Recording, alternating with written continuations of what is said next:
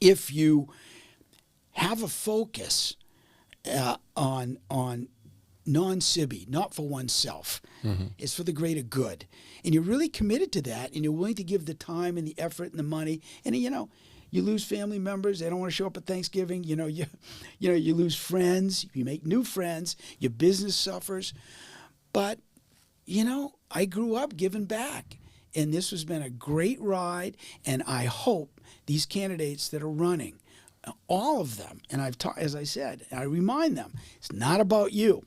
You want to win, but you got to stay involved. Please stay involved. You make it a better state, a better place, but we got to win the general election, or it's a waste of time. Well, finally, the people of Maine have an option if they want 4 more years of what Governor Janet Mills has been doing. I don't know if you saw the news, but Hannah Pingree has announced this morning that she's going to run for governor.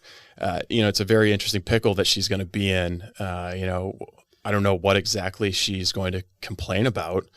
She's had the number 2 position, really. I mean, second maybe to Jeremy Kennedy. She's had the most influence over the Mills administration possible. Right. She's running the green energy. She's responsible for your energy bill, your solar panels, the wind turbine subsidies, all of that.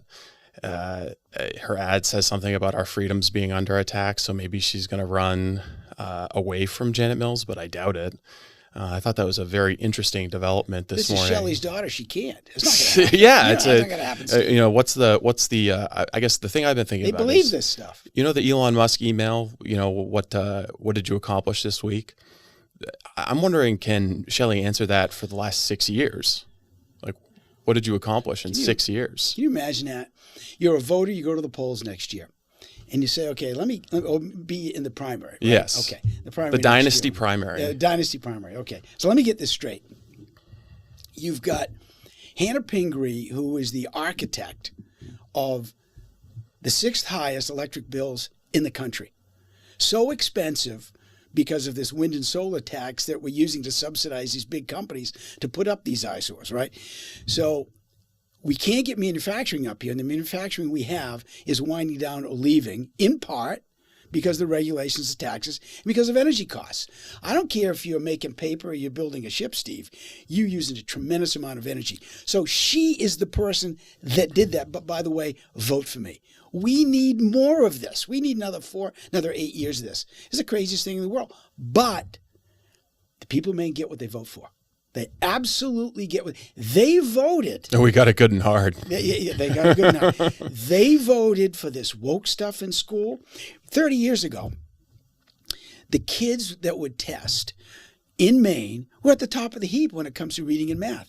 Now we're at a 30-year low. Why? Number of kids in schools going down. Classrooms are smaller. Number of teachers and administrators, mostly administrators, are going up. Oh, the ratio of administrators to teachers has shifted hugely. It has been for years. More social workers, fewer teachers. And the cost of education is going up. So it's not the money, right? It's making this adjustment or this change from teaching reading, writing, science, math, all the things that'll help you in life, to this woke stuff. Yeah, that and she's part of this, I'm sure. Yeah, well, she's the policy person for this administration. She ran GoPIF. Horrible governor. It would be horrible. It'd be, just 4 more years of what we've already seen. Or 8. Wow. Yeah. I won't be here for that if that ends up being the case. But for those who don't follow Maine politics so closely, first of all, Bruce Poliquin, former state treasurer, former congressman from Maine's 2nd Congressional District. I believe the honorific follows you for the rest of your life. So you are Representative Bruce, the Honorable Representative Bruce Poliquin. I don't know where they came up with that stuff. Yeah. It was an honor of a lifetime. That's the only honorable I can get. It was an honor of a lifetime, and I'm glad to do it. And before that, served with the LePage administration in the capacity of state treasurer. Yeah. I think the first person to take on that constitutional officer's role and say, not what's the bare minimum to not rock the boat and screw this up, but to actually turn it into an aggressive position and become really rode the Tea Party wave and accomplish Tea Party things. Well, cleaning up the State Housing Authority. That was Like, unbelievable. you guys actually got people locked up. Oh, yeah. Yeah. At the Turnpike Authority, you know, I wasn't on that board, but I was, you know, part of that. And Paul Violet, who is from the county and a former state legislator, he went to jail for stealing from the people of Maine.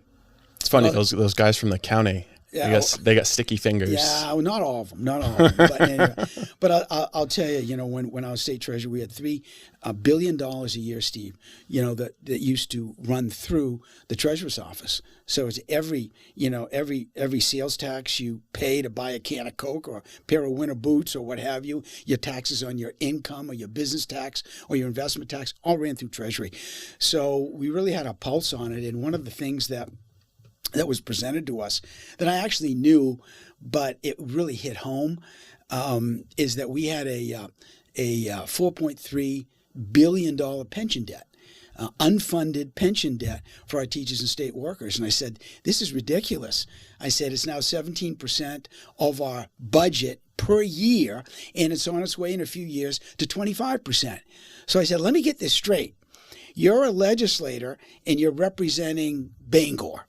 And you've got to go to your constituents and say, look, I got good news, I got bad news, is that in a few years, we're probably going to have a hard time buying books for the kids and paving the roads because we got to pay off the pension benefits that have been promised over decades that we can't afford, but they're coming due.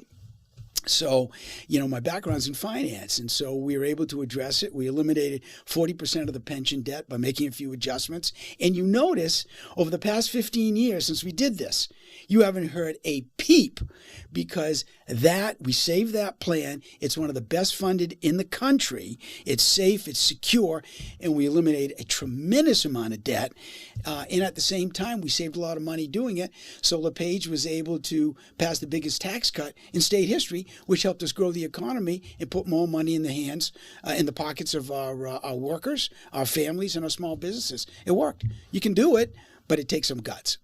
I'll say the pension fund is also remarkably insulated from any concerns with China invading Taiwan. There's not huge exposure to Chinese assets in the Maine retirement account. Also, the only criticism I would have is they don't invest in Bitcoin. No exposure to Bitcoin, but that's a bridge we can cross some other time. Looking at the gubernatorial field, we started with Hannah Pingree.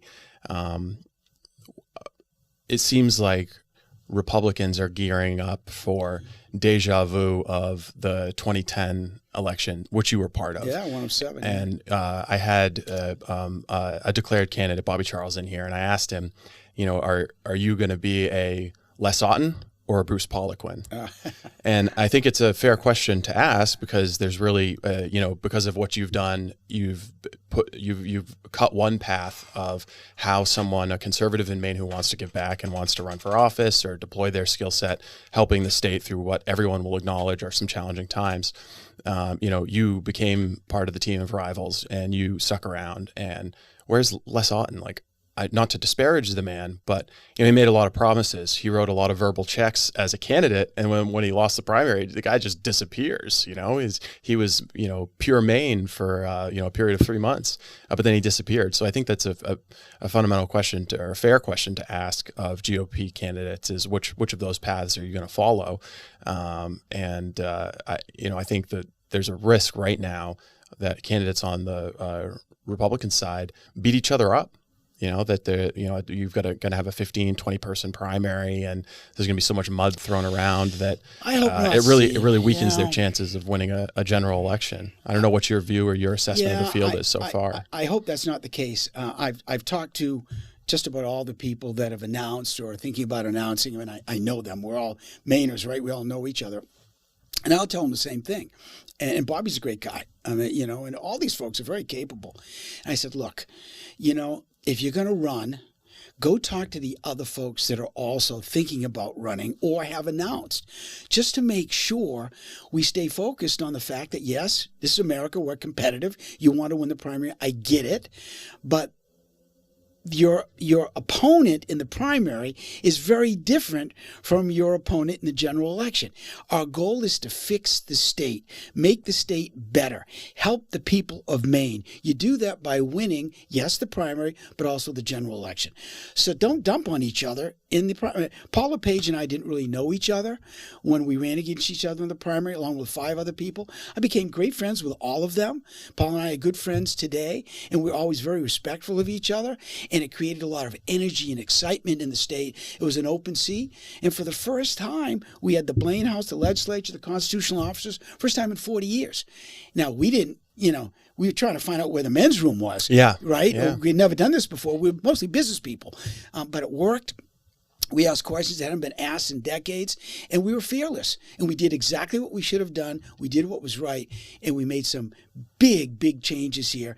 And Maine, has benefited over a long period of time because of that. But it all starts with, is this about you or is this about the state of Maine?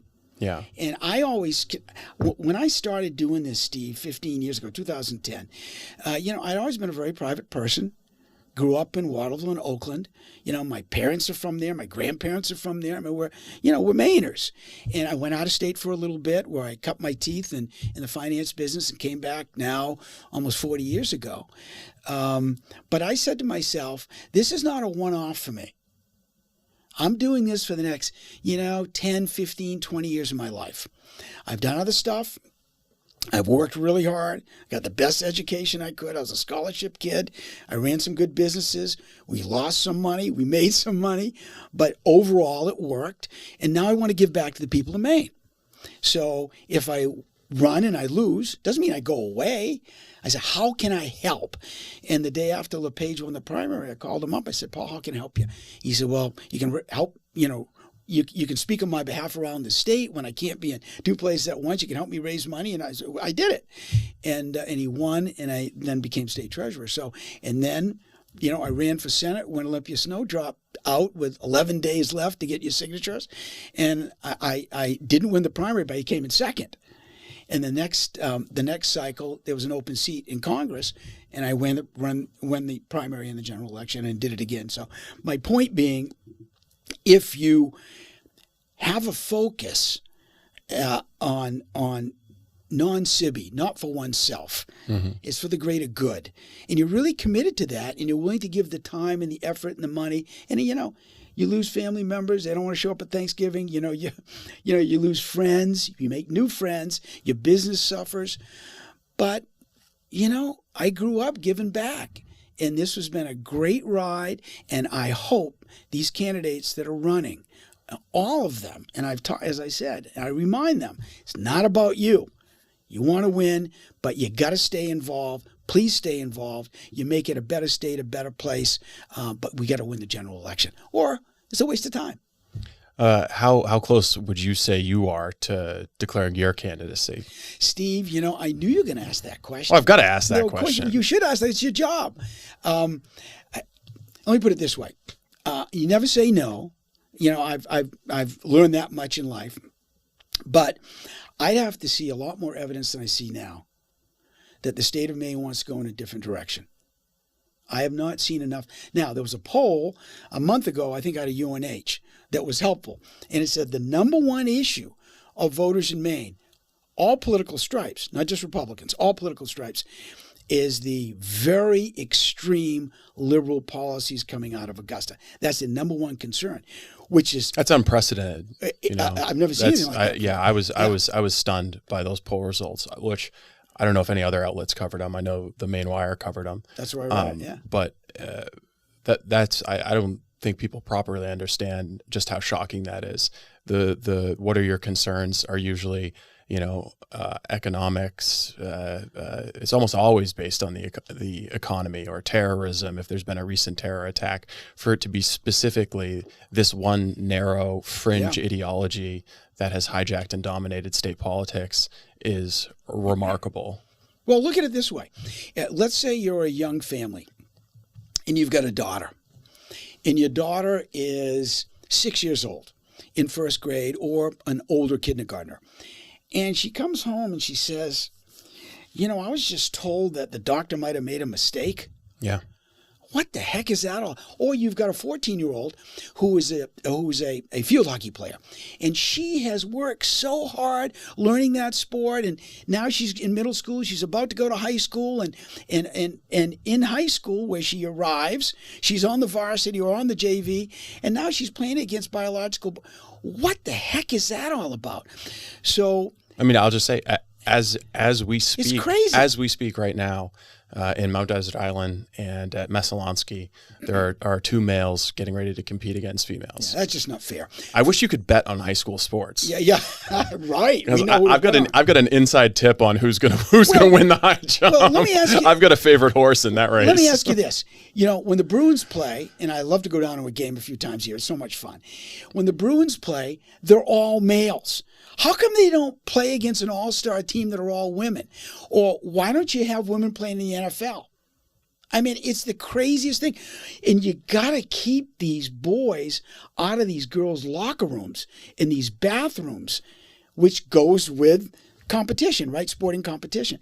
So things like that, Steve, is that this should be a very easy vote for the people of Maine next year. They should look at their life and they should say, okay, let me get this straight. The country's going in a different direction. We've secured our borders. Took 60 days. 60 days, if that, secured our borders.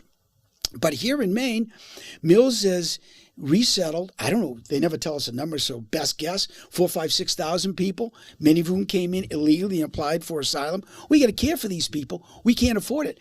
But their plan is to resettle an additional 75,000. You got to be kidding me.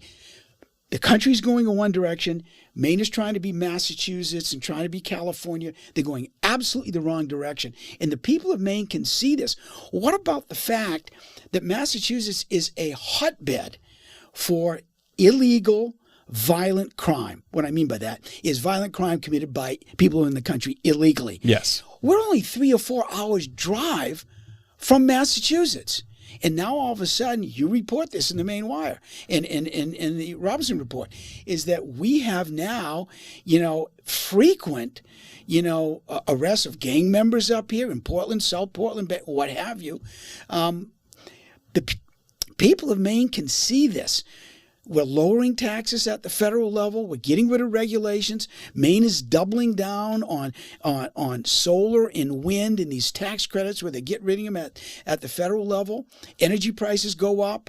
Taxes are going up here. They're trying to plug a $500 million hole with every fee and tax they can find and get away with. Yeah, we can't afford that. I think broadly speaking, and I do want to get to the pipeline of drugs brought to Maine by Dominican drug trafficking organizations, because it's coming right from Boston into Bangor. That is the pipeline. It's Dominican drug trafficking organizations, and every public police intelligence document says it's Dominican drug trafficking organizations. And they'll get Airbnbs somewhere around Portland, and they'll deal drugs right into the homeless encampments, into our poor neighborhoods. We'll get to that. But broadly speaking, the theme here is you've got a fringe minority of hardcore progressives who have this kind of value belief system, which really is just a religious set of beliefs about human sexuality and gender, as well as the climate apocalypse, and they've got a very, very strident core set of beliefs. But they're a minority of the state. Poll after poll Correct. shows that they're, it's like 30% predominantly, college educated white women, but they're in the driver's seat of our politics. Regardless of the characteristics of who the representatives are, they're the ones coming up with the policy ideas. They're the one their legislation gets brought forward. Money is spent on their behalf to advance those ideas. Like Hannah Pingree is one of those. Well, yeah, of course. I mean, Hannah's one of those. Shanna Bellows, the Bell's Secretary of State. Of Janet Mills is just Of like course, that. of course. The current House and Senate leadership, the previous House and Senate leadership, they're advocating for this fringe minority ideology, policies based on this fringe minority ideology that the majority of Mainers don't want, and that doesn't benefit the majority of Mainers. So how did we get ourselves into a position where the views of the minority are being imposed on the majority? Because that's not the way democracy is supposed to work. Not. They're very intimidating. They're very loud. They're threatening. and the folks that are making the decisions on the behalf of the people of Maine in Augusta, in the legislature, in the Blaine House, in the cabinet, don't have enough guts. I'm sorry, you got to have courage to do this. You've got to look at what. Well, what about the Republicans? Well, they've got to have guts too. The problem is when you're in the minority, especially in Maine, when you're going against these crazies, is that you may as well have no vote at all. And they just run roughshod. There's no collaboration with the other side. There's no give and take. They just run over you.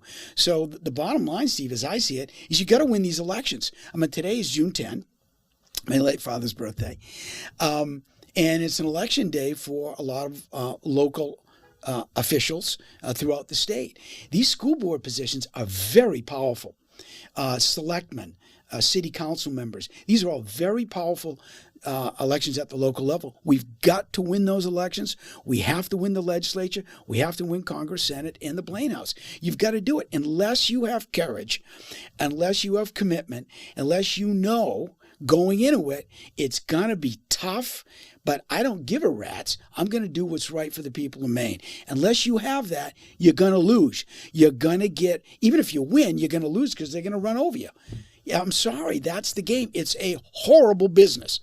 I mean, I come from the private sector. If you and I each had a restaurant and we were, a street away from each other, I would try to compete against you on price. You try to compete against me on service. And maybe you have someone playing the piano in there and the guitar on Saturdays and Sundays, and I don't. But we don't dump all over each other. We don't make it personal. The liberals in this state and nationally, Steve. You take away your liquor license. Well, that's where they'd go. Dr. Rick, yeah, right, exactly. But the point is, nobody's buying what they're selling. Who in their right mind would say, I think it's a great idea to have an open border with Mexico for 4 years. Now we have 15 million people here. We don't know who in hell they are. We got to take care of them. And oh, by the way, a bunch of them are in Maine. We got to care for them, and our veterans are sleeping in the woods. No one's buying what they're selling. The only way they win this is by destroying you or trying to destroy you personally. That's their modus operandi. It's not on policy. Who in their right mind would say, okay, Maine is a low-wage state relative to the rest of the country in New England, but let's tax the living daylights out of these people. It'll take them forever to pay off their taxes because we're lower wages but higher taxes. But, we can use this as a government to fund this woke agenda in education, to hire a whole bunch of, new state employees, which not only their salary, but their health care and their pension, costs. And we can do whatever the heck we want. No one's buying what they're selling, but the people of Maine have to educate themselves on what they stand for. And that's frankly where you come in. We never had this outlet, Steve, before you arrived, frankly, and I'm not trying to butter you up, but it's the truth. And everybody sees it that reads your stuff, and everybody knows it. So in 2.5 years, you're running circles around the legacy media that protects the crazies. So that 30%, those radicals that control the agenda in Augusta and throughout our state, these very liberal Democrats, very progressive Democrats, they're protected by the legacy media. You're cutting through that. Politicians have to do the same thing. Elected officials on the conservative side have to do the same thing, and they have to be fearless when they do it. From, I guess, a state politics standpoint, what do you think that there's room for the Republican Party to improve how it approaches elections? I know we've got voter ID referendum coming up, largely done by Laura Libby and Alex Titcomb and their outside group. Something that Republicans have been chasing after for a long time and never able to achieve. Using the referendum process for conservative means rather than left-wing means, but also the specific policy of voter ID. Do you think that what would you recommend if you were to take over the Republican Party for the state of Maine? What do you think it could do differently to be more effective at winning elections and also emboldening and recruiting the kind of candidates that you need to put forward in order to win elections? Well, you'd have to do that. You'd have to be very aggressive in recruiting candidates and go into every hamlet and every small town around the state and get away from, a lot of the stuff they've been doing in the past. But Republicans have to understand that this is a team sport. And, they have a board of directors in the Republican Party in Maine. I'm not sure if the Democrats do. I assume they do. But it's called the State Committee. There's 75 or 80 individuals, activists from around the state and other folks. And they're the board of directors for the Maine Republican Party. And they have to set policy. And whatever that policy is, but certainly the focus on winning elections at the local level, because it also breeds success higher up. It becomes your bench. Instead of running, like you just said a minute ago, and some folks, and then disappearing if you lose. You've got to stay involved. But I'll tell you one thing that a lot of folks, the people in Maine, might not be familiar with, and this is really scary stuff. During COVID and after COVID, when the Democrats kept the funding and the taxes and the restrictions alive, even beyond the pandemic itself. The state of Maine has a budget, and these are rough numbers, Steve, you know them as well as anybody, about $6 billion a year they spend, roughly. They received roughly $15 billion from Washington in COVID-related money. This is one-time money, COVID-related money. Now think of this. If you were running the state, what could you do with that? What could you do with that money? First of all, you could lower the tax on income, lower the taxes on small businesses, put more money in the economy, more money in the people who create products and services, grow the economy, become more competitive, because you could also lower our tax rate. Structurally change the dynamics in this economy, so going forward for decades, hopefully, you could have a more competitive state relative to other states and other New England states. Instead, what do? Well, they spend it all. I'm not a forensic accountant, but they didn't do that. No, of course they didn't do that. And now we have a bigger state government that the taxpayers must support. And they're trying to sustain. They're trying to sustain the level of spending. It's like if you got a miracle inheritance from some long lost uncle, and you burned through it and became accustomed to a standard of living, and then tried to continue that without the inheritance and making the same amount of income you were before the inheritance, and no one's ever really justified why.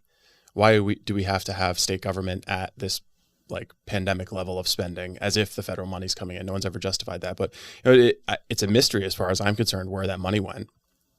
I mean, what do we have to show for it as a state? The next governor, whoever that individual is, hopefully will be a conservative, hopefully will be a Republican. And hopefully we'll have constitutional officers and a legislature that's in the majority. They should audit every single department and agency in this state. They should unwind all of the tax and fee increases that the Mills administration has imposed upon businesses and people of Maine over the last 8 years. They should end this woke agenda in school. They should get rid of biological boys taking advantage of our girls in competitive sports. By the way, all that would mean is just comply with federal civil rights law. Just comply with Title IX. Exactly. And while you're at it, by the way, make sure all layers of law enforcement, your local PDs, your sheriffs, the state police, all of them coordinate with the feds to make sure that people are here that shouldn't be here. We turn them in and we get rid of them. I mean, this is common sense stuff, Steve. Voter ID, 70% of Mainers want voter ID. Laura Libby and Alex Titcomb, just as you said, gave us this opportunity. They collected a boatload of signatures. Shanna Bellows is now trying to monkey around with the language to confuse people. But we ought to go to the polls this November in droves and elect voter ID. And you can do other things like, what's this stuff about online registration? I mean, when you go online and do anything, people don't know who in the heck you are. Isn't it common sense to say, if you want to vote in this election, you got to go to your town hall and you got to say, yes, this is Bruce Poliquin. Here's my driver's license. It's got a picture on there, and I'm enrolled as a Republican. Why is that so hard to do? It isn't. There are all kinds of things you can do, and you can look at best practices in other states and what they're doing, so you don't have to reinvent the wheel. 36 other states, for example, have voter ID. 36 other states, some form of voter ID. Yeah, basically every country in the European Union as well. Of course. It's no brainer.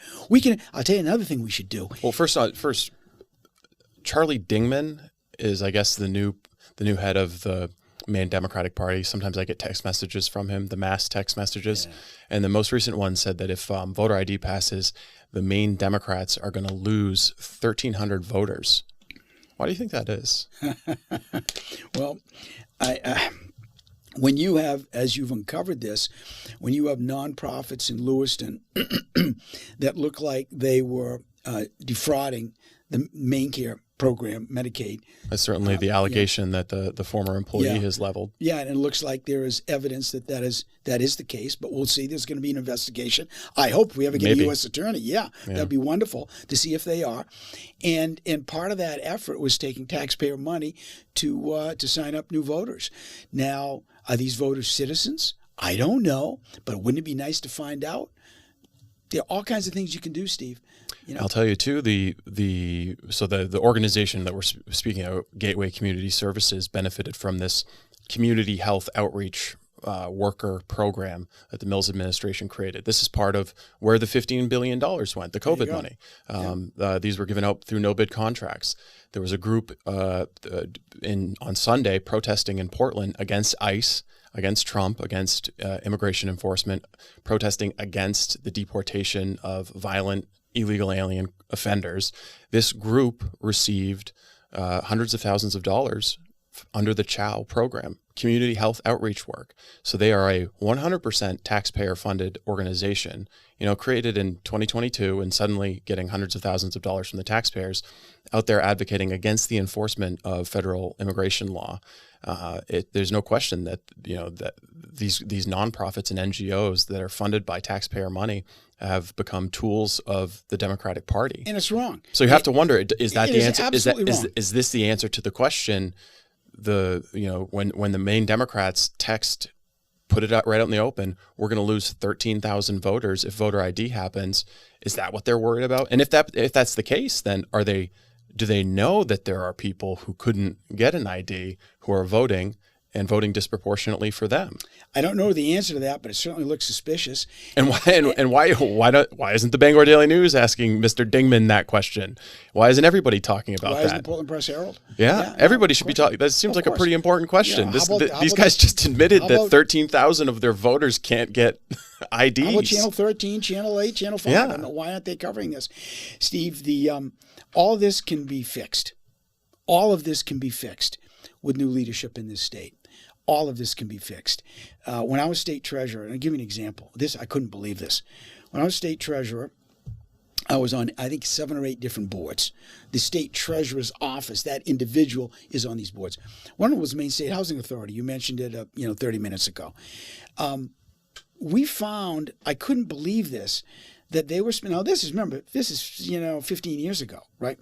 They were spending roughly $300,000 on one-bedroom apartments for folks who need help in having a place to live.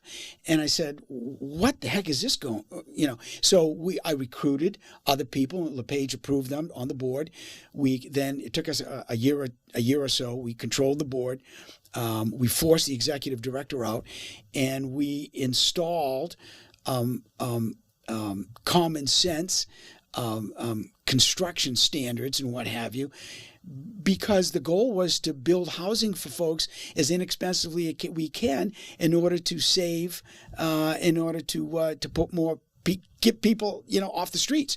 We saved about 35% of the construction cost, and we built another 200 or 300 units to help the people of the state of Maine. That didn't have raw sewage bubbling up from the drains. Well, yeah, that helps. It was expensive housing, and also it was not where you'd want your grandma or your sister or whatever living. Correct. Was not habitable. I got one for you. At the federal level, you won't believe this. We were doing this when I was in Congress. I was on the Veterans Affairs Committee as well as the Financial Services Committee. So we oversaw all things veterans, and I was on the committee that oversee all things financial, savings and loans, credit cards, on and on. The money flows through the economy. You won't believe this. It was brought to my attention, Bruce, you ought to take a look at these universities getting federal grants. I said, really? Like who? I said, well, the Ivy Leagues, Harvard being one, and in others. I said, okay. I said, well, what kind of research are they conducting? Well, we now have, conflicts in the Middle East, and the armaments are such that a lot of folks are living through these horrible wounds, but then you need new legs, new arms, what have you. Maybe there's a grant that goes to MIT, engineers. Come up with a better, prosthesis. Okay, got it. I found out in digging into it and dragging these people before our committee that they might receive $1 million grant to develop a new leg or a new foot or a new arm. But only about half of it goes to the actual research. The other half goes to administration. Yeah. I said, what the heck is administration? Well, they said, you have to press them, get them under oath. Well, it's writing checks, it's the overhead, it's the lights. I said, these are all the fixed costs. You got a room for these people. These are all fixed costs. The point is they were inflating these grants by sometimes 40, 50, 60%. And that's how the universities make money. And that, by the way, is what DOGE is looking into. Yeah, I was going to say that seems like a forerunner to what DOGE we were doing this 10 years before there was a DOGE. Yeah. So my point, you kind of did it at a Maine level from the state treasurer's perspective. That's my point. It's not, it's not, this is kind of funny to say about Elon, but it's not rocket science. It's just looking at, should 135-year-old people be getting Social Security? It's kind of a scandal that no one was looking at and fixing these problems before Elon came along. If you live long enough, Steve, you have life experiences, business experience, government experience, and you want to do what's right. I'm 71. I'm in great health, got plenty of energy. I've done what I've wanted to do in the business community. It would be great to have more people step up who have those skills or similar skills or different skills, who has not been in politics forever because they think differently. I have a nose for wasting money. I can smell it. And we can root out this stuff, but it takes people who are committed to doing this and doing what's right and being fearless. And we got plenty of candidates that are stepping forward that have those skills. When you said if you've lived long enough, I was thinking if you live long enough, you'll eventually have your Social Security check sent to Bangladesh and you'll be a Democrat voter. Yeah. If you get up to like 130 years old. Oh, my God. Oh, my God. I want to get in a little bit to your congressional experience because you were there, probably not long enough to have the creepy sexual blackmail like Epstein Island, but long enough to see some of the creepy, seedy underbelly of Washington, D.C. Yeah. Is it as disgusting and corrupt as the average person believes? Parts of it, not all of it. Yeah. Here's the biggest problem, is that if you have individuals, and we have a delegation like that, some of them, and anyway, I'll leave it at that, who want to make politics their career. If that's your career, your primary goal is getting reelected or your career ends. So they're put in a position where, do I want to take on big, tough issues and get criticized and might not get reelected, or do I want to kick the can down the road, get reelected, collect a nice paycheck, Cadillac health care and retirement plan? I'm going to say it's $175,000 is the salary for a member of Congress. I think it's more than that now. They gave himself a pay raise, I think. Oh, that's decent of them. Yeah, I think it's close to 180 or something like that. Thank you, Representative Hastings. And also, the health care, the benefits. Do they still have access to the congressional bank? And they used to have special banking. It was the post office. Well, I know that. I know they've got the franking. They've got some fringe benefits. Maybe Boehner closed the congressional bank. Steve, I went down there. I got to tell you this funny story. I went down there and I was all excited. I showed up with, most folks are showing up in cars and stuff. I said, I'm fine. I said, I got my jeans, I got my yellow bean shoes, I got my suitcase, my suits, and I took a cab from the airport. And I show up, and the first meeting is with some bureaucrat in the administrative office, whatever the heck that is. And they said, okay, Congressman, congratulations. You're about to be, and this is 30 days before, because I was down there interviewing people. I wanted to be ready to go, like I did up here as state treasurer right after the election. And they said, okay, here's a back then they were using Blackberries. Here's a government Blackberry. I said, what do I want this for? I said, at the time I did, it was a Blackberry. I said, I got a phone. They said, well, this is a government phone. I don't need it. The government phone comes with the CIA backdoor installed, Well, pre-installed. We know in retrospect. I didn't look at it that way. That's probably the case. And they said, okay, well, we have this health care plan. I said, I get health care. I've been working my whole life. I got an Anthem policy. I'm fine. They said, well, it comes with, I said, taxpayers have enough. I don't want it. So, and I did the same thing with the retirement plan. So my point is, I went down there. I slept in my office on a Murphy bed that I paid for. We had it bolted to the wall and a cabinet to close it up so wouldn't look like you wouldn't see a mattress when you come in and visit. And I had a little closet behind it. I put my suits in, and I took a shower in this little gym that we had that I helped pay for. You lived like a broke college kid. Yeah, I think that's how I lived when I was working at DC. But I went down for the right reason. Yeah. And we've got candidates, Steve, and more are going to step forward, I hope, that are doing this for the right reason. The voters can sense this. They can sense who's genuine, who's doing this for the right reason, as compared to someone who wants a paycheck and is there and won't take big risks. And so these big issues get kicked down the road because they don't want to tackle them. The other thing we need is term limits. Term limits, balanced budget amendment, and get people doing it for the right reason. Those first two you'll probably never get. Are you worried about term limits strengthening the executive branch and specifically like the fourth branch of government? Not at all. No? No, not at all. When I went down to Congress, I hired everybody myself. And we didn't have a lot of Mainers, because it was the first time we had that seat in 30 years. Since Olympia Snowe was in the House before she went to the Senate, 25 years, whatever it was. Yeah, Mike Mishu. I mean, he'd probably Baldacci. Yeah, he'd probably still be there if they hadn't convinced him to run for governor. Well, probably. But my point he's making a good selectman in East Millinocket. If you have enough life experience and you're doing it for the right reason, you can stand up to the staff. There's no question. But you have to make it really clear. The people of Maine that we represented 650,000 people in the state of Maine, which is an honor of a lifetime. They are our customers. We work for them. Here's an example. Members of Congress are able to go on CODELs. Now, a CODEL, as I understand it, is a trip. For example, if you're on the Veterans Affairs Committee, you can go to Normandy with a congressional delegation. You get treated like royalty, and you go. And it's, yes. I'm familiar with this. Congressman Golden took one to Israel with his wife. There you go. Or if you're on the Financial Services Committee, you can go to London, you can go to Frankfurt, or what have you, and you see how their stock markets operate, so forth and so on.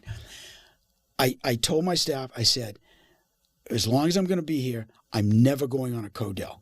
Why aren't you? It's part of the job. It's not part of the job. Part of the job is working your buns off for the people of Maine, Monday through Thursday or Friday, go back to Maine. When I hit the ground up here, I would travel for the other 3 days. I get 1 day at home, sleep 12 hours, go back and do it again. The taxpayers do not need to pay for my trip to London or any other place on a CODEL. But members of Congress do this a lot. There are some members of Congress, and it's really easy to see who they are in the first 2 weeks, that are there for themselves. It's really easy to see that. How they behave, how they vote. There are some members of Congress that really want to do what's right for their constituents, for their state, and for their country. There are plenty of folks like that. Problem is, if you've been in government your whole life, you get seduced by the congressman or governor or senator or president. It's a sexy job. And it's a head trip. Everybody wants your attention. Everybody wants to be friends. Everybody wants your Especially attention. if you're on an important committee. Yeah. Everybody wants to be friends with you. I used to love is when we get constituents coming down. So I'd have my schedule every morning we meet. I say, okay, what do we got going today? And you're booked about 20-minute intervals from 6 in the morning until 10 at night or whatever it is. And I'd say, and then in the afternoon I said, are we missing any constituents that are coming down because they want to tour the Capitol, they want to go to whatever it might be? That's primary. Mm-hmm. So they'd come in, I'd have a chocolate bowl that my son made when he was in 8th grade out of ceramics or something. They'd sit in my chair, we'd take pictures. And that's the part that I love, because it's the people's house. And the treasurer's office, although it was secure because the paperwork you were dealing with there, is that the people of Maine should respect their government, should like their representatives, their governor, their state legislature. They should want the kids to emulate them. They shouldn't be taking advantage of things that other folks don't have that put them there. And we get a lot of that going on in Congress, unfortunately. The biggest conflict happening right now in D.C., I think, it's a breakup that nobody wanted to see happen between President Trump and Elon Musk. This hits harder than anything Taylor Swift ever went through. I was crawling around a former Chinese marijuana grow and emerged and checked in online, and I see, Elon's tweeting about Trump and the Epstein files and Trump's firing back, and now, in retrospect, there's this, I guess, policy disagreement between the two of them about the so-called Big Beautiful Bill, which is great branding, by the way. Only Trump can get everyone. One Big Beautiful Bill. Yeah, only Trump can get everyone calling it Big Beautiful Bill. But there's policy disagreements, and on the surface, it seems like maybe Elon thought that fixing some of the issues in the federal government was going to be as simple as fixing Twitter, where you just show up and over the course of a weekend you unplug servers and you plug servers in and you fire all the the woke leftists. But he's bumping up against a reality of a federal political system that President Trump is maybe a little bit more familiar with. So it seems like Elon had an idealistic view of what they were going to be able to accomplish and became disillusioned with what Congress ended up serving them with the Big Beautiful Bill. What is your take on that? I mean, is that legislation just the reality of the best that conservatives or Republicans can offer? Probably first bite of the apple, yes, is that there's a very thin majority we have in the House, as you know, Steve. I meant the House passed it, I think it was 215 to 214. And, and our delegation, Golden and Pingree all vote for the huge tax increase because they're not going to extend the current lower tax rate. They want to go up. Yeah. Well, and also they want to keep alive the subsidies for electric vehicles, which were part of the Inflation Reduction Act. Of course, solar panels, windmills that are driving up the cost of electricity here in Maine and every other place. Government is very different from business. However, business skills can absolutely be applied to government, but it's going to be a tough slog. And I think you're absolutely right. I think Musk, thought that we could make all these changes really quickly. But we have a very divided government. At the margin in the Senate, it's a little bit larger than, relatively speaking, than the larger in the House. But it's very tough. Now, on top of that, they both need each other, Steve. We need SpaceX, for NASA. And so Trump needs Musk needs Trump, and it's going to be fine. You think there's still hope? There's still hope that the relationship can be mended? Well, That's good. Look at it this way, is that there are some people, myself included, that get over things pretty quickly. And Trump has, look at Ted Cruz. Ted Cruz and Trump were at each other's throat, right? That's Ted true. was in 2016. He was the last person standing. Yeah, I believe Trump did call Senator Cruz's wife ugly. Yes, he did. And something about his father too. But yes, he insinuated that his father assassinated Kennedy. Something like that. But look at Marco Rubio. Rubio's Secretary of State. they're at each other's throats too, and Marco. They treated each other pretty badly. So, Trump is. How do I say this? When you're in the business community, you've got to learn to deal with difficult people, because if you don't survive. Some of your employees might be difficult, but they can really add value as long as they can work with everybody else.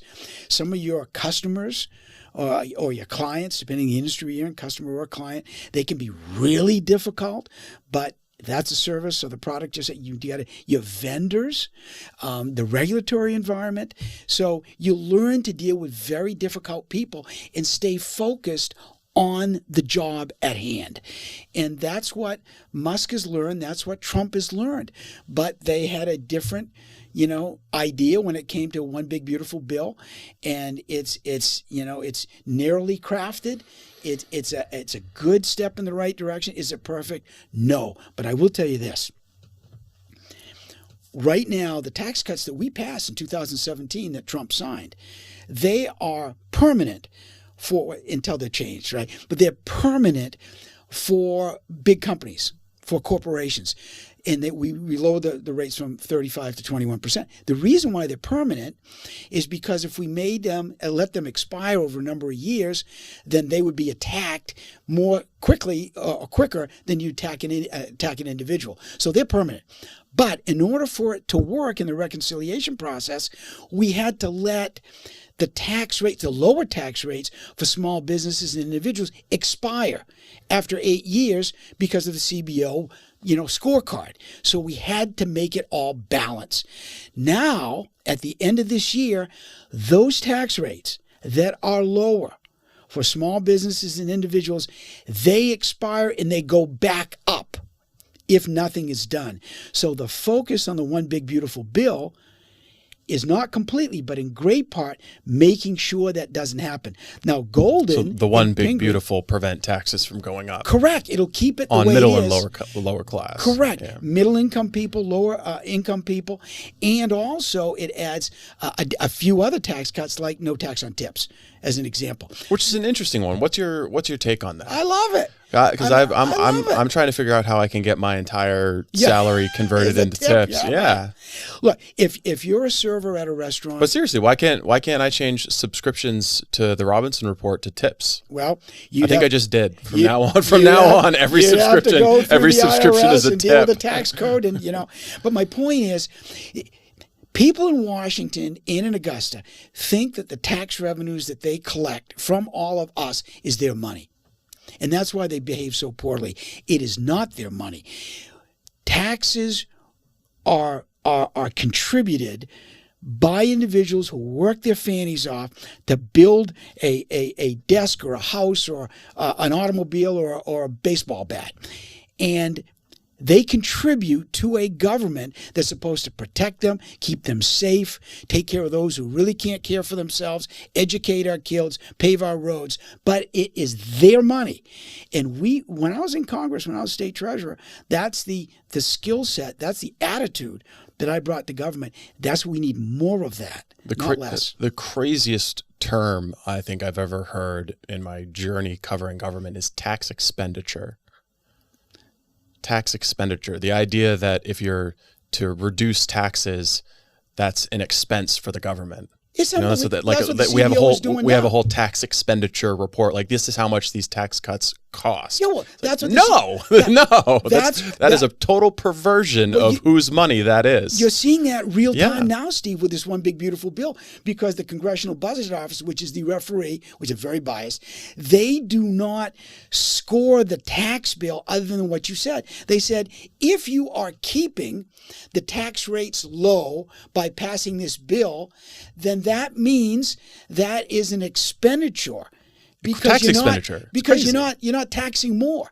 So what they fail to recognize is what business people know, what people who understand how the economy works knows, is when you lower taxes and you lower regulations and you lower energy costs, all of that, it means that the economy grows. You generate more tax revenues because businesses invest, they hire new people, they pay them more, and on, and the actual tax receipts go up when you cut taxes. JFK knew that. Of course, he was a Democrat. We're within living memory, not mine, but we had Democrats who recognized that effect. But now everyone seems to have bought into like the fixed pie thinking. Like if Bruce, goes out and makes a buck, it had to have come from Steve. From zero-sum game. Exactly. That's totally false. The American history, the history of capitalism, testifies against that kind of thinking, but it dominates. Isn't it perverse, though, when you look at these career politicians who've done nothing else but do that? They look at it as their money, and they don't understand that it is the people that they're taxing that are creating the tax revenues that flow to government, and they are just redistributing the money. People that work in government don't create anything. It's people who are accountants and they provide a service. They're creating a service. It's someone who opens a sawmill or a lumberyard. They're creating something. They're harvesting wood and they're milling it and they're selling to someone who's building a house. He or she are creating something. But people in government just distribute what's given to them. And so they should be smaller and less well off with fewer benefits and less well paid than the folks that are actually creating the tax revenues that they distribute. But that's not how they think. And it's really sad. But that's what we've got in Augusta, and we have a chance to change it. That we changed this at the federal level last November, Steve, and it is noisy, it's bumpy, it's loud because it's Trump. But let me tell you, he's doing exactly what he should be doing. He's secured the borders. He's getting rid of people who should not be here that are violent criminals. He's trying, with the objection of Mills and the Democrats here, trying to protect girls in sports. He's trying to get back to the basics in education. He's trying to lower energy prices and not be forced to buy electric vehicles or wind or solar energy. He's standing up to China. I mean, he's doing exactly what he should do. He wants to lower taxes, not raise taxes. I mean, we want work requirements. You know, there's dignity in every job. Work requirements for Medicaid, yeah. Right. Which is the exact opposite direction that we've been going in as a state. Well, the Medicaid, I mean, you know, we could talk for hours just specifically about Medicaid because, you know, when you were in state level Republican politics as state treasurer and LePage was in office, one of the biggest issues was Medicaid expansion. Just a couple of weeks ago, you know, the former governor was sitting where you're sitting and we talked about Medicaid expansion, and literally everything that critics of Medicaid expansion warned about as adverse consequences of expanding the Medicaid rolls has happened. Yes. It's correct. I mean, they told us rural hospitals will close if we don't expand Medicaid. Well, we expanded Medicaid and now rural hospitals are closing. You know, we need Medicaid expansion to treat opioid addiction. Well, we expanded Medicaid. Opioid addictions through the roof, correct, with no signs of reversing. Well, you know, it'll make it easier for people to work. It'll grow the economy if we have Medicaid expansion. Well, now we have a workforce participation rate below 60%. Correct. Historic lows because we've made it so comfortable. Correct. To be an able-bodied childless adult on Medicaid. So there's 80 or 90,000 able-bodied childless adults on Medicaid. This is a 25, 35-year-old male with no kids at home, no young kids at home, no disability, no elderly parents he is caring for, and you get free, you know, health care. And probably, you know, working under the table at a pot farm or something. Now think about this. Okay, think about why this happened. It's because it's a big issue that's contentious, and it takes guts to address it, and people who make politics their career won't touch it. Instead, they'll go along saying, oh my gosh, you can't cut. You're gutting Medicaid. You're gutting health care for the poor. We are saving Maine care for people who really need it, and for folks who are able-bodied, who should be in the workforce, to get off government dependency, out of poverty, and go get a job and go improve your life and let your kids and grandkids see you work, because that leads to a great work ethic and a better society. I would say it's work requirements or improvements generally to Medicaid aren't just about saving Medicaid. They're about saving the healthcare industry in Maine across the board. I mean, the hospitals, it's kind of a devil's bargain that they took. They supported Medicaid expansion. That's correct. Now they're complaining about it. That's correct. You know, I'm sorry, but I don't have a whole lot of respect for the hospitals in the state of Maine. Remember, you mentioned when LePage won, and when I was state treasurer in 2010, and we had a small. It was a huge mistake to pay back the hospitals.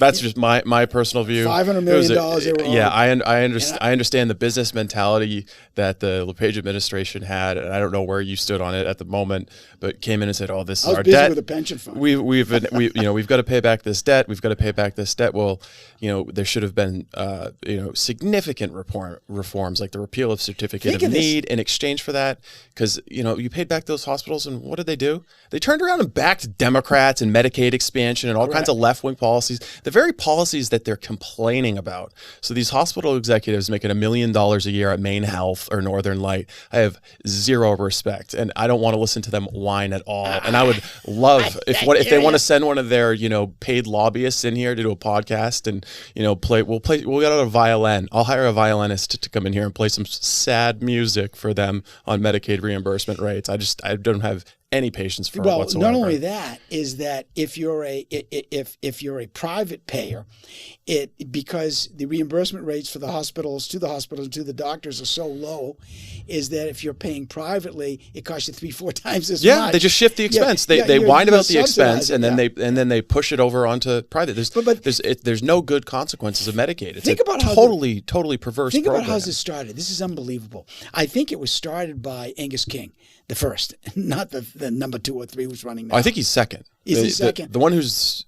Well, the governor. I'm talking about the Angus King. The one who was governor and is now the senator from Ukraine. Correct. Right. And Iran, by the way. I mean, he loved the Iran nuclear deal. That was almost cash on pallets. And now the Houthis are trying to blow up our ships in the Red Sea. In any event. But Senator Angus King Jr., formerly a governor of Maine. Okay, and then Baldacci. Okay, so think of this. LePage walks into the Blaine house. I'm over, in Treasury, and we got a bunch of other business guys. And they say, no, we got to tell you something if you didn't already know about this. But we haven't been able, this is, again, King and through a Baldacci year, so that's like 9 years, roughly, or at least 8 years. We haven't been able to pay the hospitals and the doctors for providing Maine care services to these folks that are in the program that need it. And so we're already out the money. Right, and we paid the doctor, we paid the anesthesiologist, and so forth and so on. So we're just going to pay you 50 cents on the dollar. Whatever you send to Maine Care, to state government, to DHHS, we're not going to pay you the full amount of the bill. And they rolled this over, Steve, for years and years and years, and amounted to $500 million. And so my question, so whose fault was it? It was the folks that promised these benefits that didn't pay the bills. It was Baldacci and it was King. But here's one of the things that I ask is right now, Mills and Pingree and all the folks that are part of this, they have spent us into oblivion. They spent $15 billion, 2.5 times the annual budget, roughly. And nothing to show for it, really, except a bigger government that we need to now support. I wonder how they're going to try to close this $500 million gap. And who knows what happens after that? Are they going to start doing the same thing? Are they going to start saying, thank you, hospitals and doctors and nurses, for providing Maine Care services. We're not going to pay the full reimbursement to you, and we'll just roll that over every year and build up a new big debt. I mean, I don't know. Well, they'll have to. I mean, if they, the budget, the tricky spending bill that they passed didn't fund Medicaid at all for the second year of the next biennium. So they left that as kind of an open question to be decided. So they're going to have to raise taxes, or they're going to have to trim Medicaid reimbursement rates. They're going to have to do something creative within the limited imagination, or the limited acceptable policies for progressive lawmakers. They certainly couldn't consider trimming the program, taking able-bodied childless adults off of Medicaid, reining in the fraud that we've seen. Right. They couldn't consider, keeping it focused on healthcare outcomes rather than just getting healthcare coverage numbers up.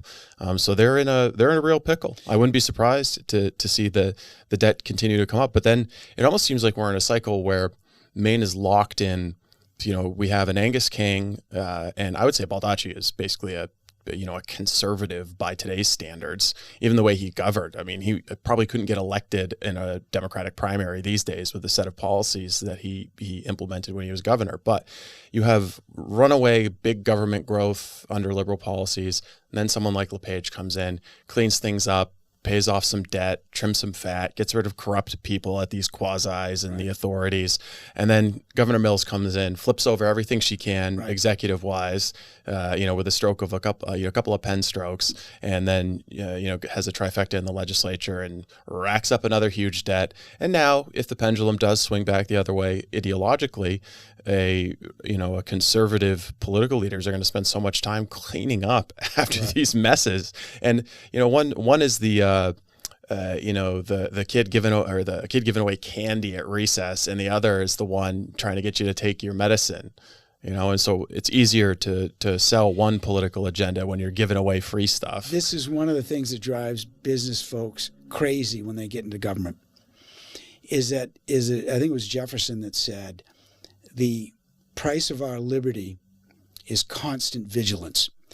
is that it's not like we need, Stephen, you and I have a company and we manufacture tennis shoes. Well, we need a new plant. Okay, we need to fund it. We need to staff it. Okay, we did that. It was a 2-year project. It's over. And now we're cranking out more tennis shoes and, hiring more people and everything's good. And we're paying more taxes to the state, by the way, and the feds. It's over. Now we move on to the next project. Government's not like that. It's constant vigilance. The vigilance is the communication that you and I are doing, that you do very well here for the state of Maine. Thank you. And it's elections. So all of this can change with new leadership. That's what drives business leaders crazy. And that's what I think drove Musk crazy, is that he started to see that people are really policies, and the people is dependent on whether you win or whether you lose elections. So yes, the new governor, whoever that individual is, and he or she that surrounds he or herself with the right people, will have to clean this up, can clean this up. It can be done. But one of the other things that I'm going to be curious to see, remember what with the other trick ball Dodge did to balance the books? Fees and furloughs. Remember that? Yeah. So there are 8,000 of you this year, or rather this week. You don't have to show up for work for 10 days. So we won't pay you for 10 days. And because he's constitutionally required, Constitution of the state of Maine, to balance the books. But he never really did, because they weren't paying the hospitals that they owed. And they put off paying their employees for long periods of time. Now, of course, when they got to the next cycle, they make up back pay. So these people got effectively a vacation. We're already, fiddling with the books with the financial orders that Mills has put out just in the last couple of weeks to make payroll. And, with the no bid contract stuff that we've uncovered, what the state auditor, Matt Dunlap, who came in and talked with us, the things that he discovered in the audit should concern everybody in Maine. $2.1 billion in spending that just didn't have guardrails, didn't have, they were just like circumventing and disregarding the state and federal rules for procurement, especially with no bid contracts. I think that if a new administration comes in, there's going to be some skeletons they find. There's going to be just based on what we know where a few of the skeletons are, but some of the tricks that they've done to keep the appearance of a healthy functioning government are probably going to be a full-time job for somebody to deal with. One of the things that I learned when I arrived at State Treasury, I'll never forget this, is that on one of these 7 boards that I was on, I said, okay, Maine State Housing Authority is an example. You have the authority to borrow money, but you don't borrow it from banks. You actually sell bonds, and investors give you the cash. You use it to do whatever you're going to do. You have to pay interest every 6 months. And when the bond matures, you pay back the principal. So they're borrowing from investors, right? And it's a very complicated transaction. You need Wall Street to do it, do the investment banking part, but there's a huge tab for the legal work. Huge. So I said, I want to see all the costs. You say you want to borrow money. Okay, I'm not sure I'm going to approve this, but I want to see where all the costs are. And I said, okay, here's a law firm that's in Portland, in Augusta, and show me the borrowing from a year ago. It's the same law firm. I said, keep going back. So what I realized was the same law firm was getting this work, to do the legal work for this borrowing, because all the documents and so forth and so on. And I said, okay, now show me the law that says, when do we go out for bid with this? And they said, well, we're supposed to go out for bid a minimum every 5 years. I said, okay, when's the last time we went out to bid for this? 15 years ago. I said, what? So I immediately got on the phone to the senior person, and I said, look, you've done the bond work for this, the legal work for these bond offerings, this borrowing over the past 15 years. I said, why in the hell wasn't there a bidding process? He said, well, that's the way we've always done it. I said, fine. Well, it's different now.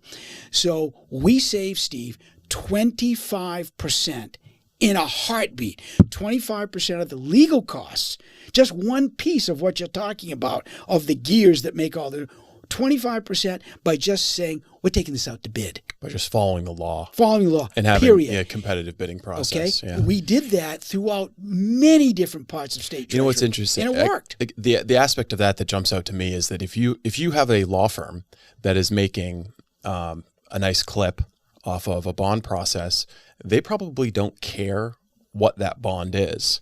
And if they're making enough money doing the legal work on it, then they have an incentive to spend a lot of money to get it passed. If it's a referendum or if you need lobbyists. So they're probably just saying, hell yeah, a bond to build, a new water park in the North Maine woods. Hell yeah. 100 million. Why don't we make it 150 million? Here's one for you. You won't believe.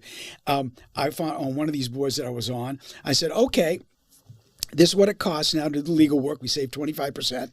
This is the investment banking firm that we use to do this. Okay, I get that. Here are the other costs. I said, what is this right here? And they said, well, what do you mean, treasurer? I said, what is this expense for? I don't know what the heck it was. I don't know what it was, 10 or 20 grand.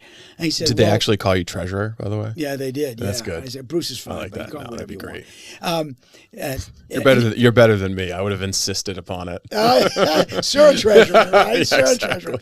And I said, what's this for? They said, well, that's the trip that 3 or 4 officials from this agency go down to New York and they sign the paperwork. I said, whoa. I said, wait a minute. I said, whoa. This is what I mean by notice this. I said, what are you talking about?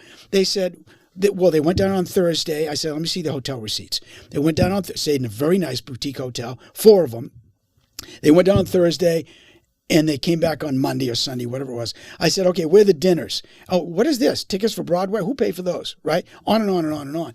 And I said, this no longer is going to happen, period. And they said, well, we need to go down and make sure the documents are right. So we dragged in the investment bankers. I said, if you send the documents up here by FedEx and I sign them on my windowsill in Treasury, because we had a big windowsill, we'll spread them out. I said, is that good enough? And if we have a problem, we'll call you on the phone. I said, yeah, that'd be fine. I said, well, what the hell are these people going down there for? And they said, well, it doesn't cost anything. It's included in the cost of the deal. I said, what are you talking about? That's like buying a car with a Bose music system. It's the cost of the car, Bruce. But if we don't buy the Bose music system, then you save a couple grand, right? This stuff happens, Steve, all the time. And this state government and this federal government is littered with this stuff. And Musk saw it and he got really upset with it, rightly so, and he wanted to fix it like fixing one of his rocket ships, and he couldn't do it as quickly as he wanted. And so he and Trump had a little tiff, but they'll get back together. It'll be fine. So I guess I'll put you down as Blaine curious at this point. But I thought we were beyond that. I don't know if I'm going to run, Steve. I don't know if I'm going to run. If say there's a scenario in the future where you don't run, but a Republican candidate wins and says, Bruce, I'd like you to come be the Elon for Maine and do DOGE. You don't have to do rocket ships. You don't have to do Boring Company. You don't have to do Neuralink. You can take just the DOGE aspect of it and go to town and use this skill set that you've developed over your lifetime and as treasurer and in Congress, going in and finding waste, fraud, and abuse in these organizations and right-sizing them. Is that something that you would say yes to? Probably. Yeah. Yeah, I want to help. I got all kinds of energy, and I want to help any way I can, Steve. What if Hannah offers? Well, I'd fire her. I do everything I can to fire. I don't think you'd have the authority. If that were to develop, I'd be very interested in considering that if I don't run. But again, on the running part, I've got to see a lot more evidence that Maine wants to go in a different direction. If they want more of the same, it'd just be a waste of my time. But if they want to go in a different direction and I don't run and we get a replay of 2010 where we have someone in the Blaine House that's thinking straight, a Republican, and the constitutional officers and the legislature, if I can help, I'm always interested in helping. I love the people of Maine. I love this state. This is my home. I love it. I want to help, but it's got to be the right fit. Before we wrap up, I want to ask you some questions to maybe talk about some stuff that you haven't talked about before.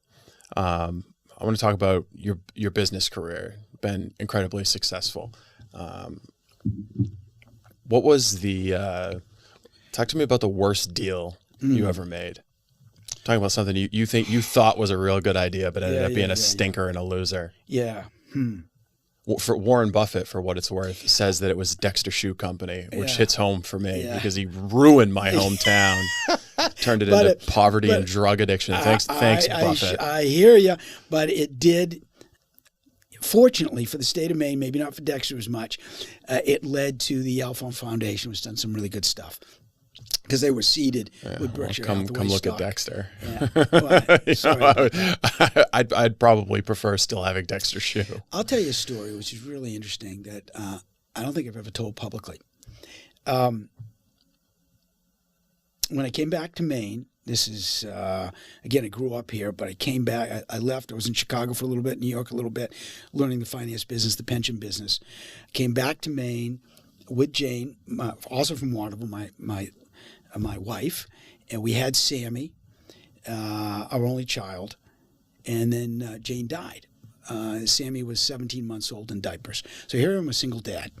So I sold my interest in the company that I helped build, which managed pension funds.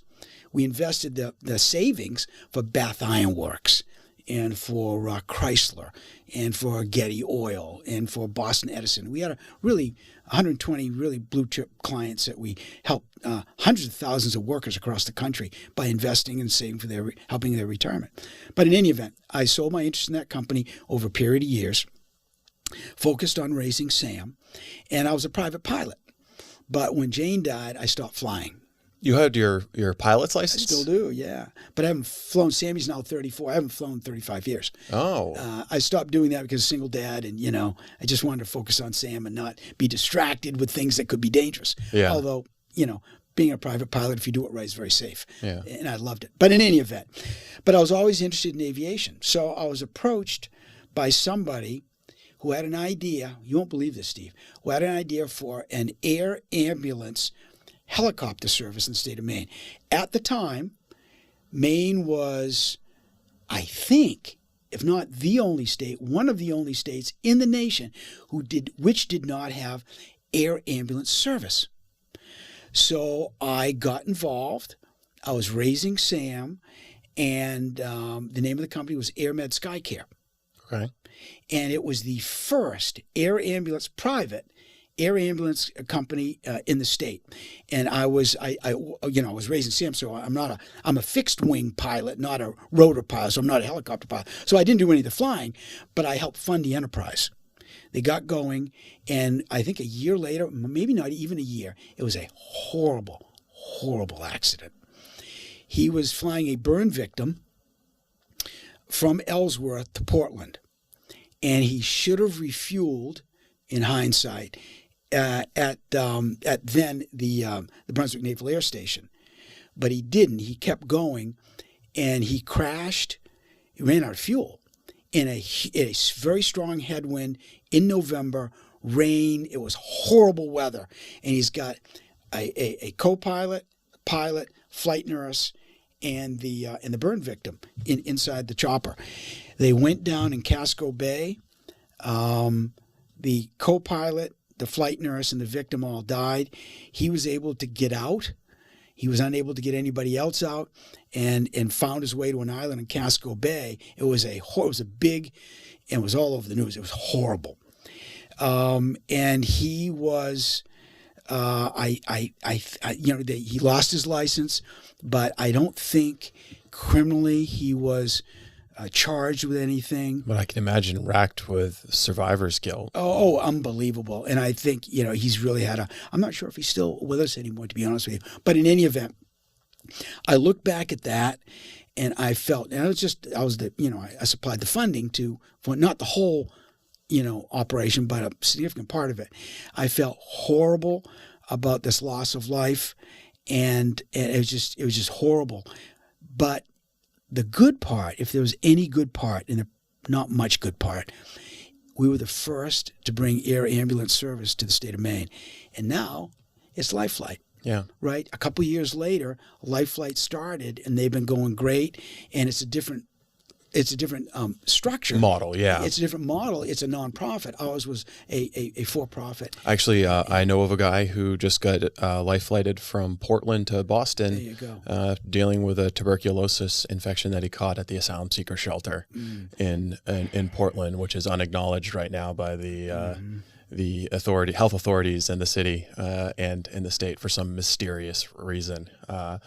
Could have saved his life, right? That flight could have saved his life. Well, fingers crossed it does, because he's still fighing for his life right now. Milial tuberculosis, young kid who got a job at the that shelter, and so he's hanging in there. He's been fighting for a while, but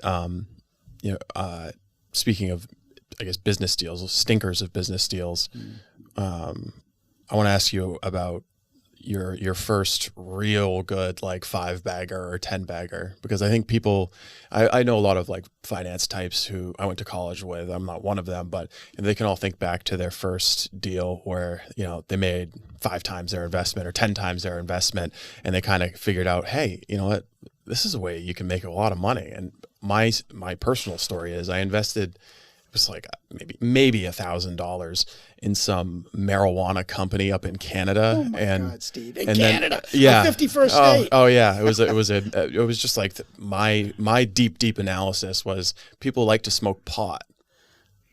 So I'm going to invest in pot. I know more about the industry now and wouldn't have made the investment. But anyways, it's legal in Maine. I don't agree with it, but it's legal in Maine. Some crazy type. I'm away on my honeymoon and not looking at anything, and some crazy like GameStop type fad happens where it becomes a viral sensation, and I get my like my 5-bagger or 10-bagger, whatever it was. It wasn't like it was life-changing money, but that I still remember that moment of being like, holy cow, I'm the Wolf of Wall Street, baby. I just turned like $15 into, $100 or whatever it ended up being. You could have lost it all.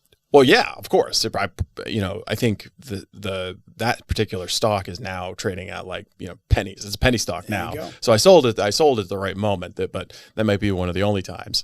But what was one of your first big deals when you were like, that gave you that, like in journalism, when you get a big scoop and you're getting ready to break it, that's the drug part of the journalistic world, is knowing you're going to break that story. And in finance, it's the 5-bagger, the 10-bagger. It's a really good question. When I was 27 years old, I was right out of school working in the finance business, learning the investment business. I joined a company. I was the 12th employee. They were in Midtown, New York. And they had been around for a dozen years, but never really grew. And they were really smart people, and I trusted them. And they were 10 years older than I was. The partners were 10 years older than I was. I was 27. They were 37. Really creative guys and women. And I said, okay, you want to grow, but you want bigger clients, because we can't do as well by managing a lot of little accounts. We want some bigger ones. And I knew that business from prior experience already. So I said, okay, Bruce, you do that part. What do you want us to do? I said, well, first of all, you have to get rid of the brown stationery, and we have to look a little bit more professional. And you got to get rid of the plaid suits, and you got to get rid of, and we got to change a few things here. And then I said, let me go out and visit some of these companies. So I did this for about a year, Steve, year and a half, and I wasn't getting very far. But every company I would meet with, I would learn more about what they needed for their employees to be successful in their retirement. So I'd come back and I'd share this with my partners, and we finally got into a position where I said, okay. And they said, well, where are you going? And I used to be on the road. I usually leave on Sunday afternoon really, to be at my first appointment on Monday morning at 7 a.m. And then sometimes I go to 2 or 3 different cities per week. And then I come back on Thursday night about midnight. I'd be in the office on one day, wash my clothes, and spend the weekend. I was, 27, right, in New York. And, of course, right. These are the heydays of Wall Street. Right. These are the glory days. The 80s. Yeah, this is the glory days of this business. So You're lucky you survived a raging cocaine addiction. I'm a good clean. I know you are. I know you are, but not. Anyway. I mean, the '80s New York. It was a hell of a time. The cocaine was clean back then. I was pretty wide-eyed. I said, "Whoa, this is another world." It's not like. But in any event, so I fly out to Cleveland. I'll never forget as long as I live. This is the part I think you're looking for. Met with a company that you'll know called Sherwin-Williams. I've heard of it. I met with a fellow named Tom McClitch. You remember his name. He was the chief financial officer because I used to meet with the treasurer and the chief financial officer because they were in charge of the pension fund for their employees. And they would hire the investment firms to manage those funds. And so you're pitching your firm as correct. We're the people who can take your retirement contributions and turn them into more money. Correct. Yeah. Actually, we were a very defensive manager. Instead, but the pitch was, we won't lose it in a horrible market. Okay. We're going to preserve your capital. So, and that's I'm very conservative in that regard. So. I remember meeting with him in the boardroom. We said, "Okay, Bruce, go in the boardroom. We'll sit down, just the two of us." And there was a picture of Sherwin and Williams, and I'm in this boardroom overlooking the Lake Erie in Cleveland, in one of these in Republic, steel tower or something. And he said, "Okay, how much money you guys manage?" And I said at the time we were managing about 65 or 70 million bucks, something like that, which in that business, it's not our money, someone else's money. We charge a fee for doing it. Yeah. And so the more money you manage, the bigger your fee, but it was not our money. I want to make that clear. Yeah. He said, "Okay," he said, "can you come back?" This is on like a midweek or something. "Can you come back on Monday with your two partners, Marty Zweig, who was on Wall Street Week all the time and a very big name down on Wall Street, and Ned Babbitt?" And I said, "Yeah, no problem." And he said, "Okay, I want to get a couple other people involved." So we had no cell phones back then. I go downstairs in a little coffee shop or something. There's a payphone. I call up, I get my partners on the phone. So I get them both on the phone. They're on the phone. They said, "What are you guys doing on Monday?" I said, "Well, we got some." I said, No, you're going to be in Cleveland with me. We're leaving Sunday night at 4 o'clock. He said, "What are we going to Cleveland for?" I said, "Because we're going to meet with Sherwin-Williams." "Really?" Bottom line, we go down there. And they give us, we're managing about 65 million bucks at the time. They gave us a $10 million account. That was 1/7, if you add them together, of what we managed. And it took them 15 years to get to 65 million. Bang. And so then the next company we met with, whether it be, we managed money for Kmart and Chrysler. Chrysler gave us 100 million bucks. A year later, and we went from 200 to 300 million, and then on and on and on. You build the credibility as you go. Right, look, you're going to be no problem. We got Sherwin-Williams account. We deal with big accounts all the time. We manage, Fred Zuckerman over at Chrysler and what have you. So when I left, we were managing $5 billion. Wow. And we had 120 clients. Kmart, Boston Anderson, some decent growth. But it was there's been some inflation though. What are the inflation adjusted? Well, what are the inflation adjusted returns? Yeah, we did a really good job for them. But when I told my partners, I said, "Look, I'm from Maine. I love Maine, and I was thinking about coming back at some time." And I was young. I mean, I was in my my 30s, and I said, I determined who we were going to talk to. I said, "I'm going to talk to Bath Iron Works." This is when they were owned by Congolium out of Portsmouth, New Hampshire. They weren't owned by General Dynamics at the time. And I said, "This is a really important meeting." I said, "Bruce, it's not a really big company." I said, "I'm going to see," right? So never forget this. I remember meeting with Howard Yates, who was the chief financial officer. And he said, "Okay, Bruce, you're from Maine. You love Popham. You had a place down there. I know where you're from." "Okay, well, we might consider you. Can you come back?" And I said, so we came back with a couple of my other partners. Fran Goldstein, who was one of the first women partners on Wall Street I hired, came back with Franny. And we met at that time with people who I still remember, including Buzz Fitzgerald, whose son works at the company now as general counsel. Buzz now passed away. And he said, "Poliquin," he said, "I like what you're saying. Fran, nice to meet you. You be managing the account. Bruce, you stay involved. I know where you live, and we got big guns on our boats. So you're going to do a good job for us, and I know it." That was a big deal for us. It wasn't a big money deal for us, a big client for us, but it was really important to me because it was Maine. And but the 10-bagger, as you said, was Sherwin-Williams, then Chrysler after that. Yeah, geez, I guess it led to it was a snowballing 10-bagger. If It was that's even, a lot if of that's work, even Steve. yeah. It was a lot of work. I've never made a lot of money by investing in a stock and having it like your pot store. Well, you should have been doing that when you were in Washington. That's Well, what I hear is like Nancy Pelosi, Pelosi's an right, amazing right, stock exactly. trader. I wish I'd gotten the inside line on Nvidia and some of these deals. And there are Republican congressmen too who very unlikely. They have crazy good timing. It's the weirdest thing. Paul Pelosi buys these mysterious options chains right at the right moment to make a bunch of money. Very strange. I've found, and the advice I sometimes give my son, I said, Sam, everyone wants to try to be successful overnight because that's sort of what it's being competitive. That's what Americans want to do. You want to be the center fielder for your high school team when you're a freshman, but it takes taking ground balls every day and extra swings in the batting cage and making sure you can run the bases properly. It's doing the little things and grinding it out day after day, week after week, year after year. And then you're going to become the center fielder of that team and you might win a state championship. I found the same thing with work, Steve. I worked 7 days a week. I was on the road 4 to 5 days and working in the office when I wasn't. And I ground it out. I learned the business. I worked really hard. I worked with very honest people, and we treated everybody fairly, with great respect, and we were truthful, and we had a really good product. But it's hard work that leads to success. This quick thing, it's a pipe dream. It might work for some people, never work for me.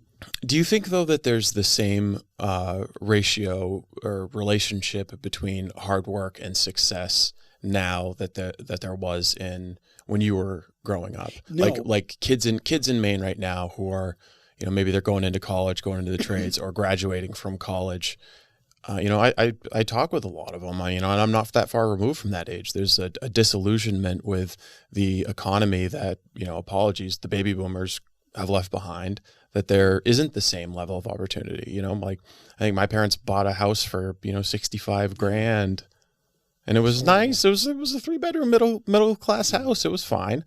Yeah. But you don't see that in Maine anymore, and the jobs just aren't there. It seems like there was more opportunity available to a young guy from Maine who worked hard. You could still make it because if you come from Maine, they know two things. You're honest and you work hard. That's really important to anybody. But you still have to leave. Just embedded in what you said there. That's where I was going with this, is that unfortunately it didn't happen overnight. Spend the past 40 years, 50 years, 60 years, this drip, drip, drip, just one more tax, one more regulation. And now what do we have? We have an economy that is struggling. We have one of the highest tax rates in the country, some of the lowest wages, in the country. We have an education system that's failing our kids. We have folks that have come here illegally we got to care for, and we can't afford to do, and we don't impose work requirements. Which, by the way, Governor Mills admitted that, what you just said about not being able to afford caring for illegal aliens. Then why does she want another 75,000? She said in her budget proposal at the beginning of the year that there are work-eligible non-citizens receiving food stamps, 5,000 of them, and that if we got rid of the hardship exemption that allows them to continue receiving food stamps while not working, despite being work-eligible, that would save, it was something like $7 million or $8 million over the course of 2 years. So the Democratic governor has acknowledged we can't afford to be paying for food stamps for non-citizens. So why is she letting all this go on? Why does she want another 75,000? The next governor ought to close the Office of New Americans and make it very public. I think Edward Tomich of the Maine Wire has already basically accomplished that. Yeah, okay. I don't know. The director of the Office of New Americans was forced to resign over bigoted statements that he made. Huge embarrassment for the Mills administration that no one else in the media has covered except for the alternative Portland paper, The Bollard. But the Office of New Americans seems listless and drifting from our coverage. It'll become on steroids if Hannah Pingree is elected governor because it was one of her babies, or any Democratic candidate will breathe life back into this. But it's kind of a non-entity thanks to just basic journalistic scrutiny from Edward. you've got to take care of your own first. I see. Growing up, in a Catholic family in Waterville and hardworking and all that comes with it is that charity starts at home. And there's nothing wrong with putting Maine first or America first. Well, I mean, I would go further than that. I would go further than that. It's not that there's nothing wrong with putting Maine first. That is the purpose of the government of Maine. Better said. Like the government of Maine exists for the benefit of the people of Maine. That's right. And the warped ideology now is that the government exists to accomplish, global ideological missions like eradicating poverty and racism and controlling global temperatures. That's what they want to use state government for, rather than for the benefit of the people of Maine. People of Maine have a choice. Next year, they have a choice. They're either going to elect a group of extreme liberals, because Shannon Bellows and Hannah Pingree, are that. And I'm sure the other folks who are running will be that. Or they can vote for common sense. And we can have a smaller government, more efficient government. We can look under every rock and cut waste and fraud, which will bring down costs and bring down taxes. We can cancel the taxes that have been imposed on. We can make the regulatory environment still protecting our environment, but making it easier for businesses to deal here. We can lower the energy costs by, one way to do that, Steve, is that this White House now understands the importance of getting more natural gas up to New England, including Maine, right? And so the White House, when I was down in Washington, 2 years with Obama, 2 years with Trump, Obama didn't want to have anything to do with it. And Trump was, ran out of time. When I left in 2018, he had just, but now they say, we got to get new, more, and the Marcellus Shale's in upper state New York. And so he's got some leverage with Hochul there, Governor Hochul. So if we can get that gas up to Maine, that would be a big shot in the arm to heating homes and heating businesses and driving our energy costs low. So we can have all that. We can take care of our own. We can do all that, teach our kids what they need to be taught, get rid of this woke stuff, get rid of boys and girls sports. But it's up to the people of Maine. Candidates run. And it ain't easy. I'm not a victim. My father used to say, Bruce, you wanted to do this. Mm-hmm. Don't start bitching and moaning to me. And I said, well, I never do, Dad. He said, well, you are a little bit. I said, it's a terrible business. You wanted to do it. You really helped out. You gave back. Good for you. But don't complain because you wanted to do it. So I say the same thing to the voters in Maine, is that if you don't like the results of the past 8 years, then make a change. If you don't make a change, you're going to get more of it. Well, very well said. I think we can leave it there. It's been great. Unless you got something else you want to talk about. I personally want to hear more 80s investment stories.